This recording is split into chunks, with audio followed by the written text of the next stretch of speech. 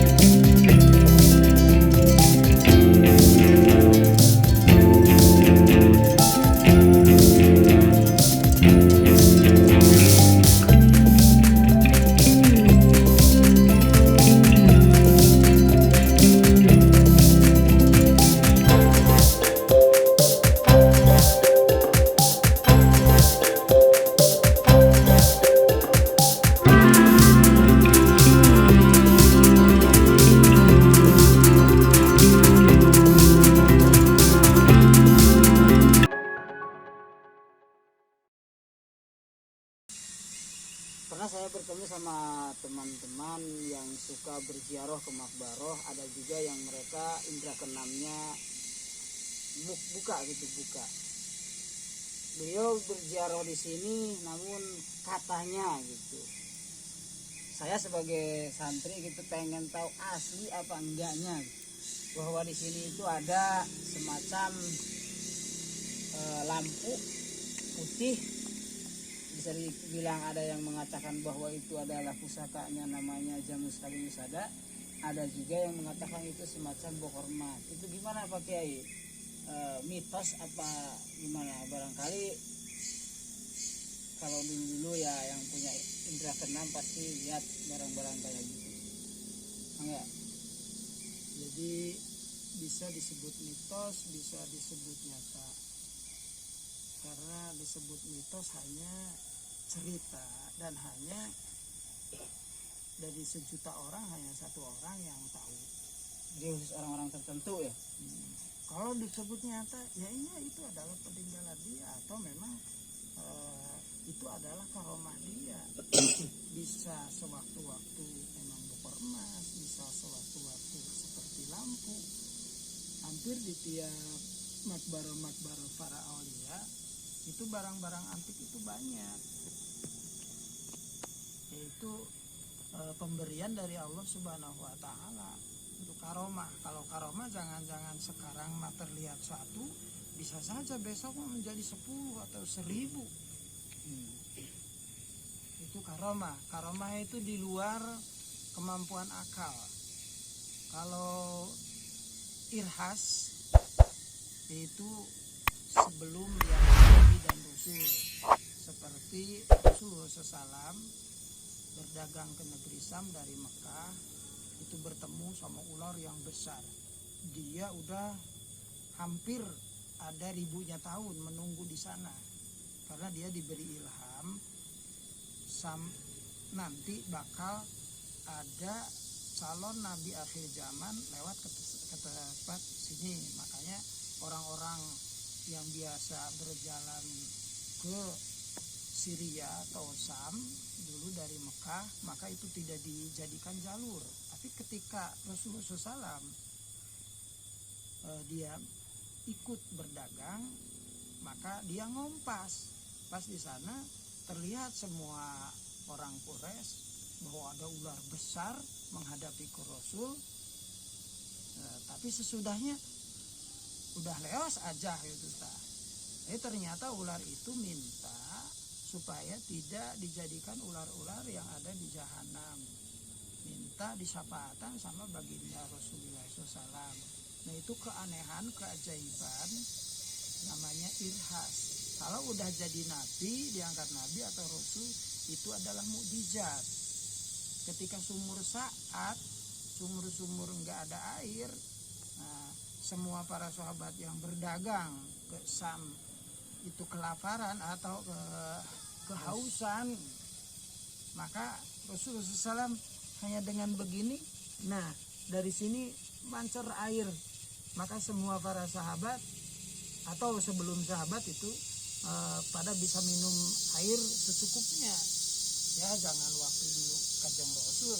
Kalau di kita di Jawa Barat ada seorang ulama, yaitu siapa yang tidak tahu sama Wa Khair Apandi Wanunjaya. Dia juga pernah seperti pengalaman itu. Nah, kalau di para ulama, para aulia namanya karomah. Jadi karomah tidak bisa dihitung atau masuk logika, akal. Masa dari jari keluar air, masa dari tongkat keluar air. Yang ada di tongkat Nabi Musa.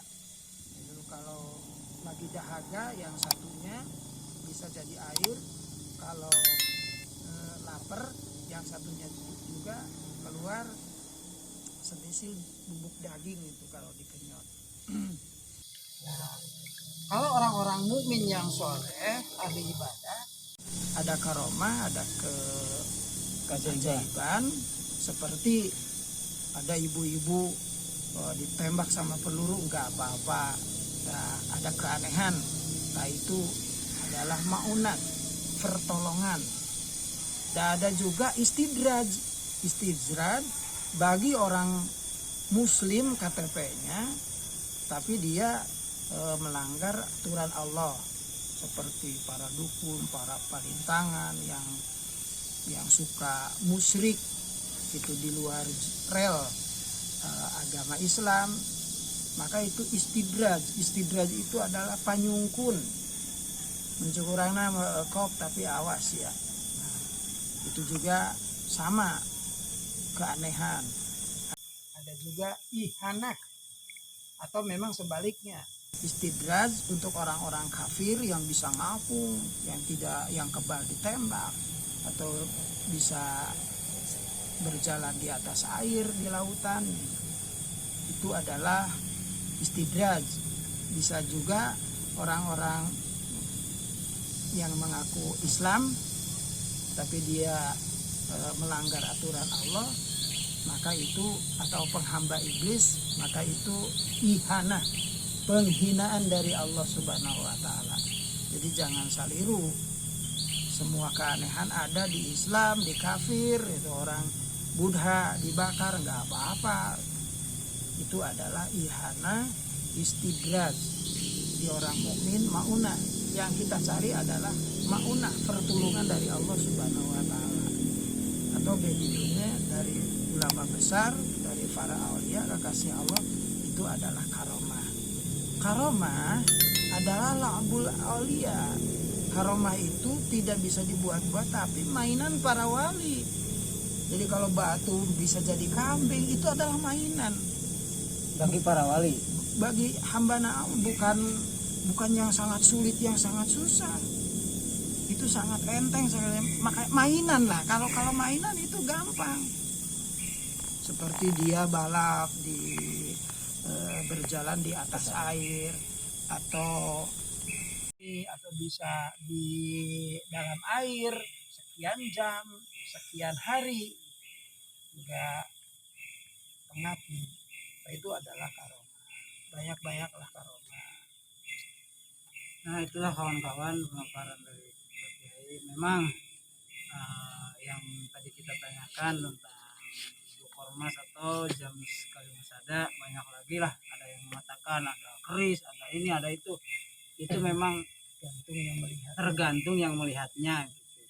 Mungkin berkelas-kelas lah gitu. Ada yang melihatnya lebih bagus, ada yang biasa, ada kadang menunjukkan batu atau apalah.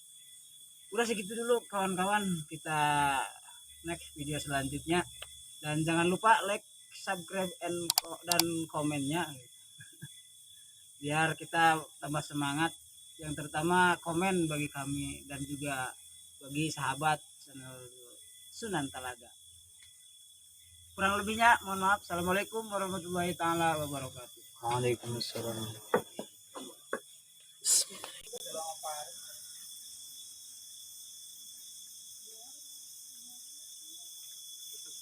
Aduh, ya.